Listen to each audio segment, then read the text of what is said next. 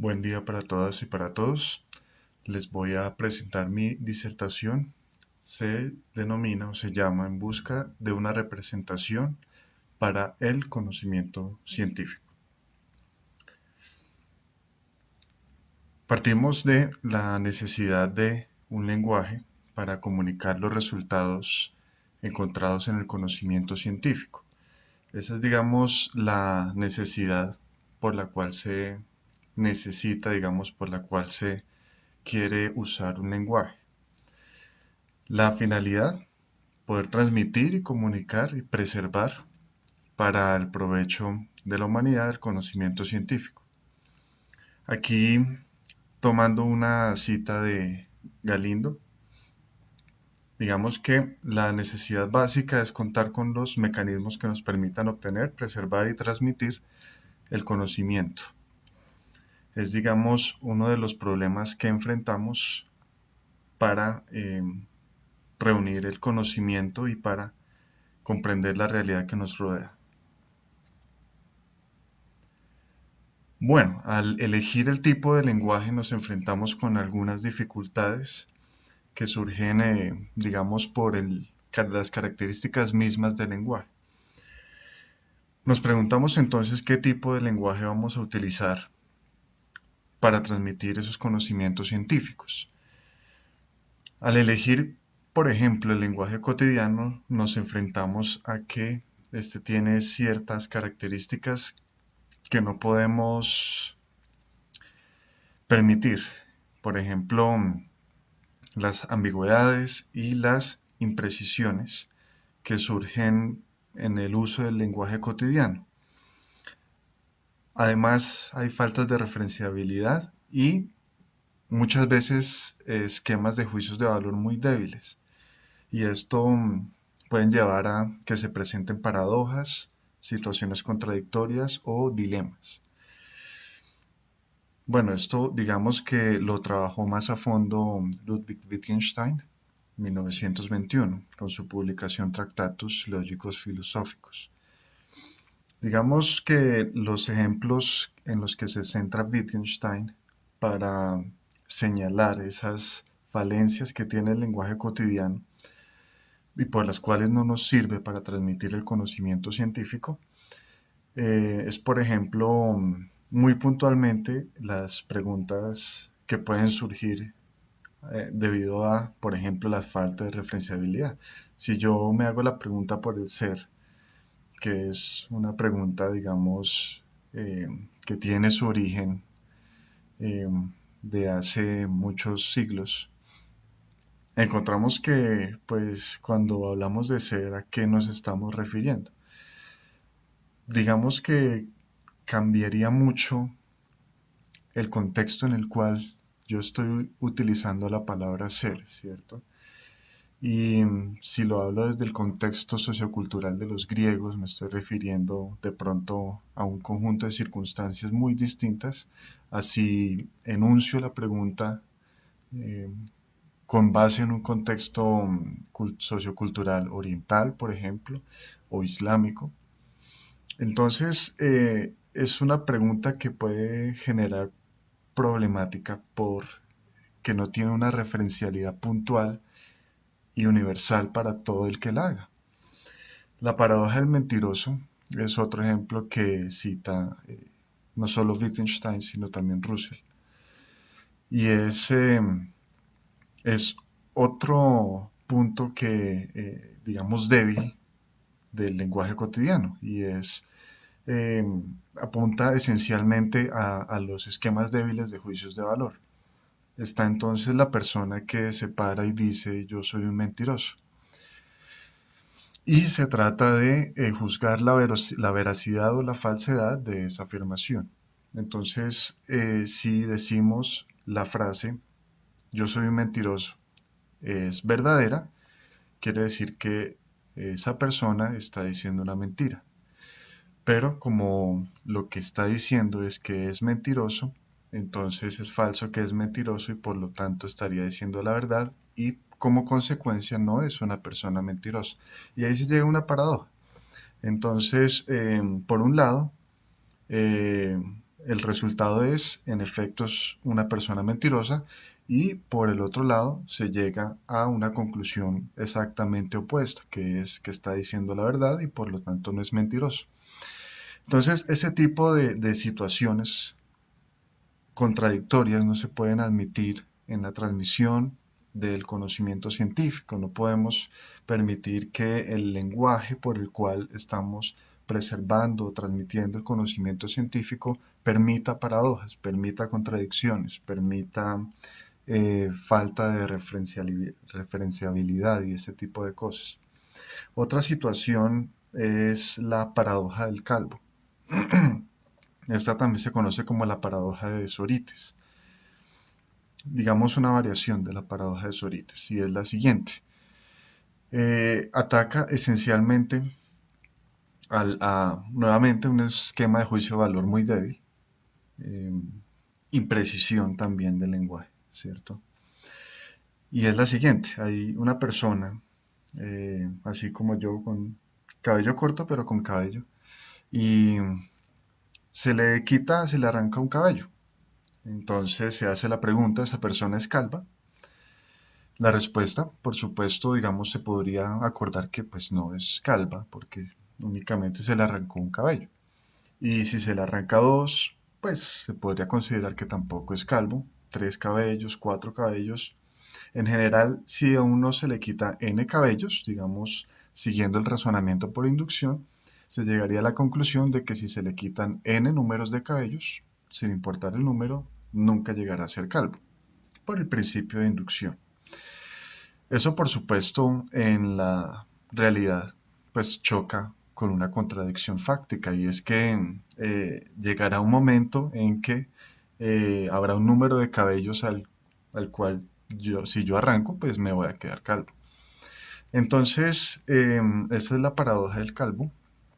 Alude precisamente a la falta de precisión, a la falta de exactitud, cuando yo pueda determinar con certeza universal si una persona es o no calva. Entonces, es otra debilidad del lenguaje cotidiano que no puede admitirse para la transmisión del conocimiento científico.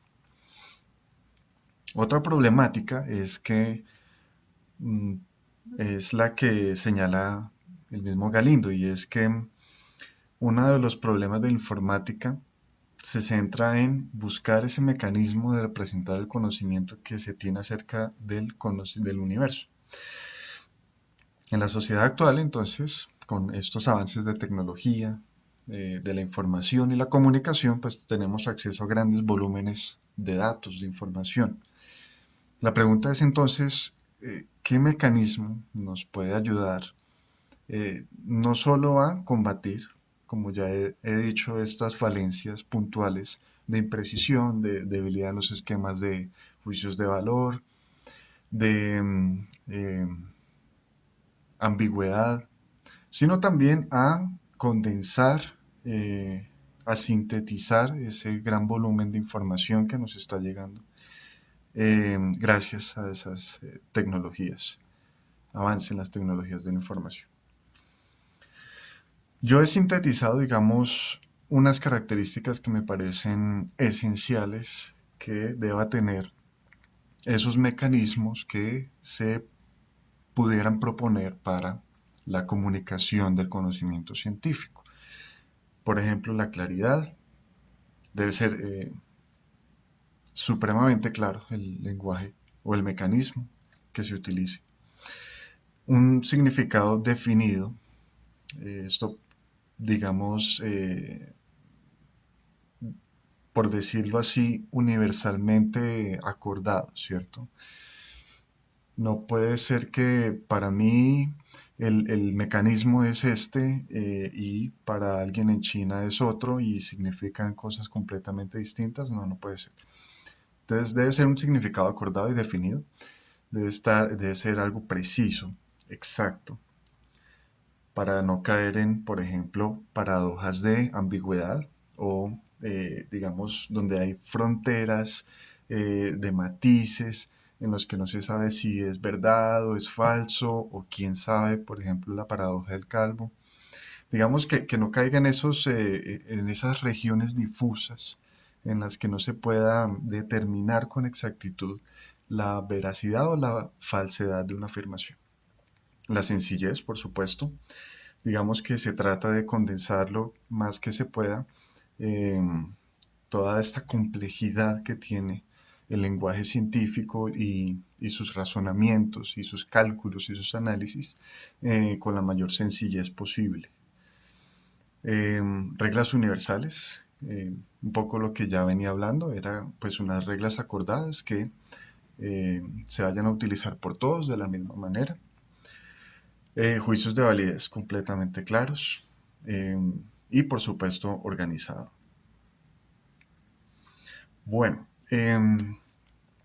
digamos que Galindo señala que pues teniendo en cuenta esto hay muchos mecanismos que nos pueden servir para comunicar el lenguaje científico, ¿cierto? Y él los quiere dividir en grupos de reglas y tablas de relación, ¿cierto? Grupos de reglas en las que yo utilizo más la simbología y tablas de relación en las que yo utilizo más cómo se relaciona un concepto con el otro. Digamos que cuál es el origen, cómo podemos pensar en ese mecanismo que vamos a utilizar. Y es examinando precisamente que vienen de el pensamiento humano y que el pensamiento humano lo que utiliza para representar en general los objetos del mundo son precisamente la simbolización.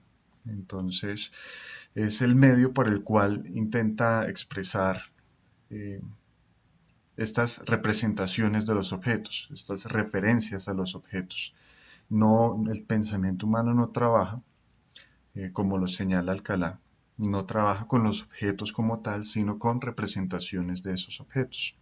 Entonces necesita una manera de simbolizarlos, una manera de usar esas representaciones de objetos para trabajar con ellas a nivel mental y poder expresar esa representación que se está haciendo de esos objetos. Para eso utiliza los símbolos y los símbolos se valen de la conceptualización que ha hecho esa persona de esas representaciones de los objetos. Y por supuesto, eh, comunicar la relación y de esa manera transmitir el conocimiento. Bien, entonces la función como tal de los mecanismos, como ya lo mencioné, es por supuesto conservar ese significado, ¿cierto?